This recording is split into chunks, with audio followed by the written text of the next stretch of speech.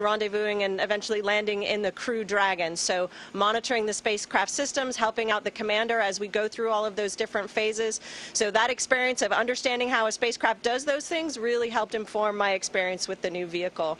And then, of course, all of the work that you do in space, you're always building on the previous lessons that you learned. So even though there's a lot of differences between the missions, there's a lot of similarities as well to build on. Yeah, definitely. So what was it like riding and living in the Crew Dragon versus your experience on the space shuttle? Well, the goals of the two vehicles are similar, to get us from Earth to low Earth orbit, but the way they do it is a little bit different. The space shuttle also can take large payload into orbit, so it requires a huge amount of fuel to get the space shuttle into low Earth orbit. And the solid rocket boosters, when you first light off and get off the launch pad, you're kind of shaking, you're rocking and rolling, you feel a little bit like a rag doll. The Crew Dragon, the Falcon 9 rocket, is much smaller, just launching just people and not a lot of cargo into space. And so it requires less energy to get you there. So a much smoother ride was my experience of the two. And Crew Dragon, of course, is quite small. So we spent almost 24 hours in Crew Dragon. The four of us, it was a very small space. The Atlantis space shuttle is bigger than Crew Dragon, so we had more room to move around. But of course, it's got nothing on the space that we have now here on the International Space Station. For sure, that sounds awesome. So the ISS is this amazing orbiting laboratory, and specifically within the fields of astronomy and astrophysics, which are two areas that Hubble specializes in. What sort of work is being done up there?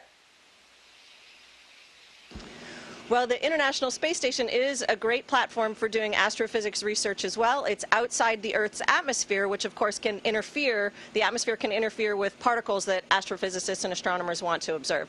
So this is a great platform for some instruments. We have a few that I know of. One is called NICER, which looks at the composition of neutron stars.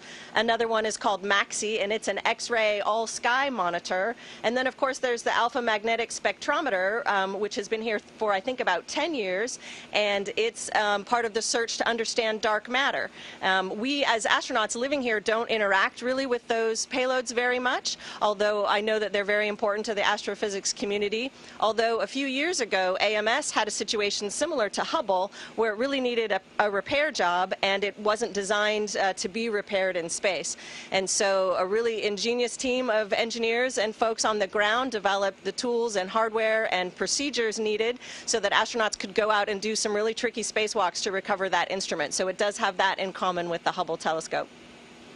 That's pretty cool. That's really interesting. So let's see, what are some of your main responsibilities and goals during your time up there? One of the really cool things about being an astronaut as part of an expedition crew on the International Space Station is it's kind of all your responsibility, right? So you have to help keep the space station running, so there's maintenance involved. So you're working on maybe the water reclamation system, or maybe you're working on the toilet. But you're also the hands and eyes and ears for the scientists on the ground that are sending their research into space. And so you're doing part of their research projects for them. Sometimes it's as simple as changing out cartridges in an experiment that runs independently, but sometimes it's as involved in thawing out, human cells and providing them with a treatment, and then incubating that, and then sampling it and preserving it to return that science to Earth, so the principal investigators can examine what they've learned by making use of this microgravity laboratory. So it really is, it's a whole lot of everything, which is really cool. Yeah, that sounds like a lot of fun. So going back to the last Hubble servicing mission, you were living inside the space shuttle for about 11 days, and now you've been living up on the ISS for a little over a month now. So have you noticed any day-to-day differences between what it's like living on these spacecraft? Absolutely. Well, the first one we talked about already is obvious. There's a ton more space. It's like 6,000 square feet up here in the International Space Station. It's a lot of room to move around. I could be in a module, and I can see right now 3 modules, and I don't see any other people, and I know that there's a lot of other people up here, so it's a really big space, which is interesting. Another main difference between a short duration mission and a long duration mission, the short duration mission, you really train the heck out of every single thing that you know you're going to do, and the days are very intense, and you've got to get all that work done that day. Even if something goes wrong, you've got to figure it out that day and get it done. Space Station has a very different pace. We're going to be here for 6 months. We're in it for the long haul. You have to pace yourself and bring that energy every single day. and you haven't trained to do every single thing that you're going to do in detail up here. And so you're kind of constantly learning new things, which is also very exciting. Definitely. And let's see, NASA has a lot of exciting missions ahead, especially with human exploration. And Hubble really helped NASA lay the groundwork for spacewalks and using tools in space. So could you tell us a bit about the Artemis program and how the missions that you've been a part of are helping prepare NASA for this next giant leap? Absolutely. I'm very excited about the Artemis program. The Artemis program intends to land people on the moon again in the next couple of years, but more than that, it intends to develop a sustainable presence on the moon. And we're going to be working together with our international and commercial partners to achieve this. And there's a lot of things that we need to be able to do, right, once we get there to study and stay on the moon. We're going to need, new landing technologies, new suit technologies, new rover technologies, habitat technologies, including power systems and water systems and all kinds of things like that. So, all of those things are in our development path to sending people to Mars, which is amazing that that's going to happen in my lifetime. I'm super excited about all of that. And the work that we do right here on the International Space Station informs all of this development. We are a research platform for all of these things, and so even this summer we're going to be installing new solar arrays that are smaller and more efficient than the ones we've had working here on the space station for over 15 years. We're also upgrading our water reclamation system all the time, and so we're learning all of these things that are going to inform the development for our future exploration missions. So it's very exciting to be a part of this right now. Absolutely. So we probably have a lot of kids watching right now, so do you have any words of wisdom or a piece of advice for young people, or specifically young women who are looking to get to where you're at right now? I think the best advice that I can give young people is to not be afraid to try new things. One of the things that I've discovered as I've been an astronaut is that there's always something new to learn. And sometimes it might be something that you're really good at this, you have a knack for it, you get it right away. And other times it's going to be something you have to work at, or something you think, oh gosh, I'm just not going to be any good at that. But don't be afraid to try those new things. Even if maybe you feel like you failed the first time around, you're going to get better at it. You're going to ask people for help. People want to help you get better at these things. And so just kind of charge in there and, be prepared, of course, but be ready to always be learning new things.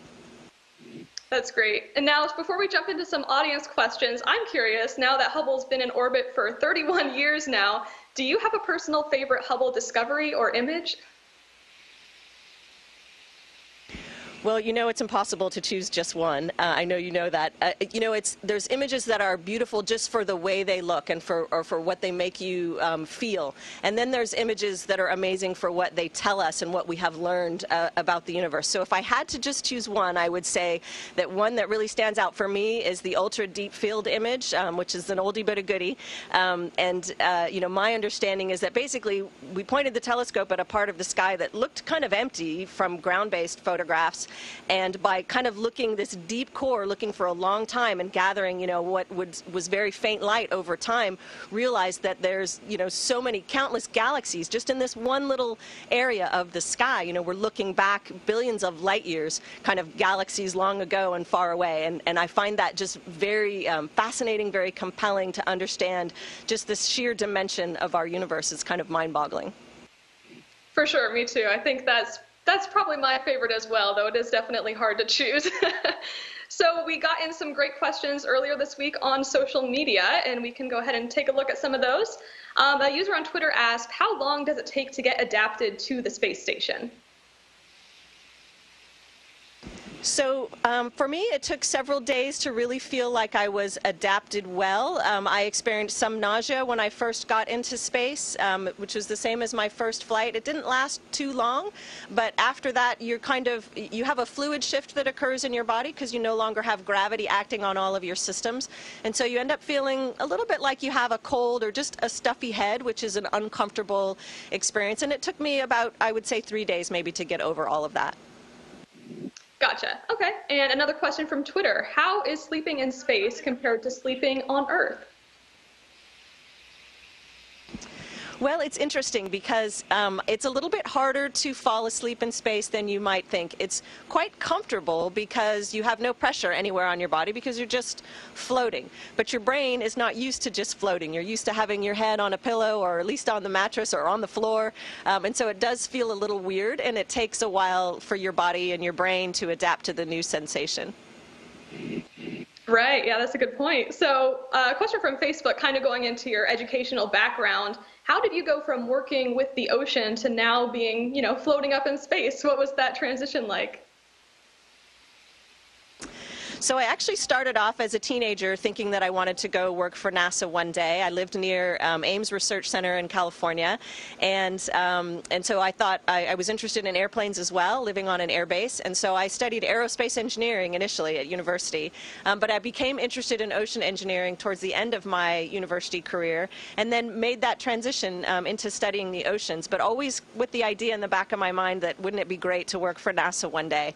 And the way I think about it, it's not that different. Our planet is 2/3 covered in ocean, which we're not naturally suited to survive in. So we use technology to explore the ocean, whether it's a special kind of a suit or a submersible, or we send, unmanned rovers into the ocean, or different kinds of instruments. So there's a lot of similarities. And when you go out on a ship to conduct research, you have to be able to fix any of your machinery that breaks. You have to be able to operate with what you have on hand, the team and the hardware that you have on hand. So there's a lot of similarities between how we explore the oceans and how we explore space. Definitely. All right, so now we have a couple questions that were submitted on Instagram. The first one is, what do you do in your free time on the ISS? So in my free time, I do like to try to call home. I call my family on an internet protocol phone. I can also send emails. And of course, I love to look out the window at our beautiful planet, no matter, if we're over the ocean or if we're over land. It's just really, it's lovely to look out the window and watch the world go by. Yeah, and kind of on that note, another question asked, what do you miss about space when you're at home on Earth? Well, it's got to be floating. It really is such a remarkable way to move around. It's really, I know that I'm going to miss that when I'm eating dinner or maybe even reading a book. I can just kind of perch up on the wall. I can just hop over to the side and just find a nice little perch to sit. It's very comfortable. It's really fun. You can go fast. You can go slow. You can take, sharp corners. It really is, you never get tired of it. It's pretty great. Yeah, I bet. And we've also been receiving some questions live during this stream, so let's see if we can get to a couple of those now. From Twitter, someone asked, how do you feel seeing the sky changing color during launch, and how does it just feel being in space?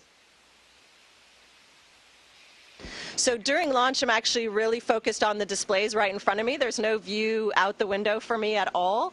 And we were, so we're just focused on monitoring what we're supposed to monitor, but also the sensation was so amazing. You're just accelerating, you're just go, go, go, that we were really enjoying it together as a crew, something that we'd been, preparing for a while. There was definitely some giggling on board during the launch phase. For sure. So there was also a question from Twitter earlier that asked, sort of what's going through your mind during countdown and liftoff. I know you're very focused, but maybe in the moments leading up to launch, what's that like?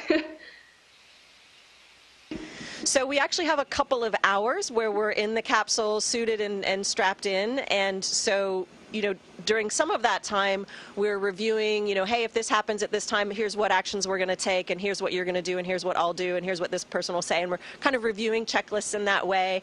But then there's also time where we're just entertaining each other. We're either telling stories, or Thomas had us learning some different word games just to pass the time. So just like any other people, you're trying to pass the time while you're waiting for a while. For sure, yeah. Okay, so someone on YouTube is asking, how is working out on the space station with exercise? What's that all like? So we're very fortunate to have 3 different types of exercise machines on board the space station. One of them is essentially a stationary bike. One of them is a treadmill, and one of them is a resistive exercise machine that simulates weightlifting for us. And so every day we're scheduled for something cardio, so either the stationary bike or the treadmill, and also the resistive exercise. And we do that to maintain our bone and muscle health. So we have a great complement of countermeasures, basically, to the effects of micro-G on our bodies. Great. And another question, what does it smell like in space? Is there like a scent that that's up there on the ISS, or? So that's an interesting question.